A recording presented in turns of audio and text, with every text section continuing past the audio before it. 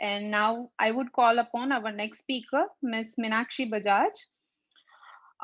She has completed her study from Chennai, the Tamil Nadu Government Multi-Specialty Super Hospital, and currently she's been working as a clinical nutritionist, and she will be today talking about the nutritional ketosis. So let's hear her, Miss Minakshi Bajaj. At the outset, I'm really grateful to Dr. Patel and his team for the opportunity to be talking to you on nutritional ketosis. When we talk of nutritional ketosis, obviously we understand that we are bringing down the carbohydrate much lower to less than 50 grams per day.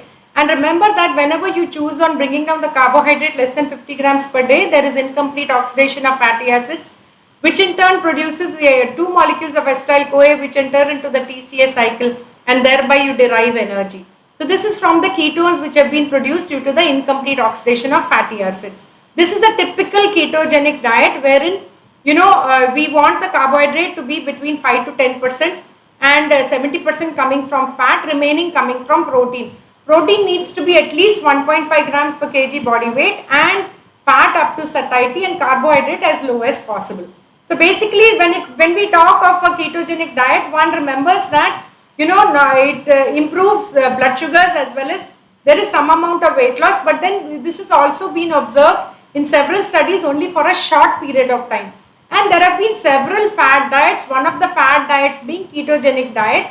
Fad diet started as early as 1820 and today we are sitting in 2020.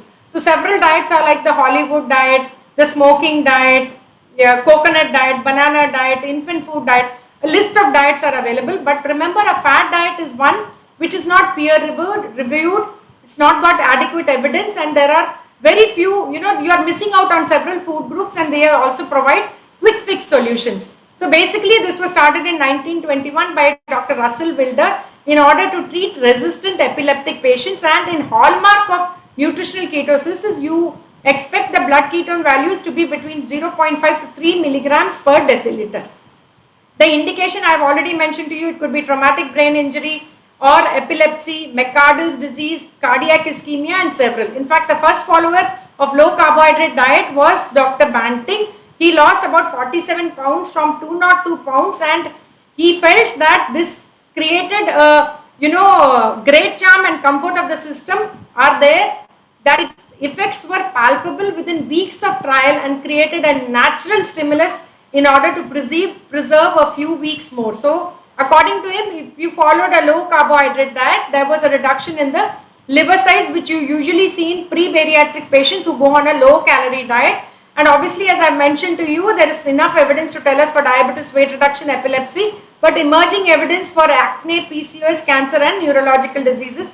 But remember, there are certain contraindications, especially when you are on SGL2 inhibitors, when you are taking a vitamin K restricted diet, or where there is primary carnitine deficiency, carnitine palmitoyl transferase deficiency, you need to be away from ketogenic diet. But remember, if there is renal failure, hyperuricemia, pancreatitis, cirrhosis of liver also, the list just goes on when it comes to contraindication. So it has to be customized under hand holding. And remember, we have only short-term evidence to tell us that helps to improve glycemia as well as weight loss. And different types of ketogenic diet range between standard, cyclical, targeted, as well as the high protein ketogenic diet. And when it comes to ketogenic diet, what are the best foods which you can choose are, you need to keep away from cereals, from obviously the visible sugars and visible carbohydrate, but choose on non-vegetarian food sources, and the vegetarian food sources could be the cabbage, cauliflower, lettuce, spinach, tomatoes, avocados, eggs, which provide more of fat and less or hardly any carbohydrate and adequate protein. Obviously, these are the list of the foods which can be consumed which have a low carbohydrate count.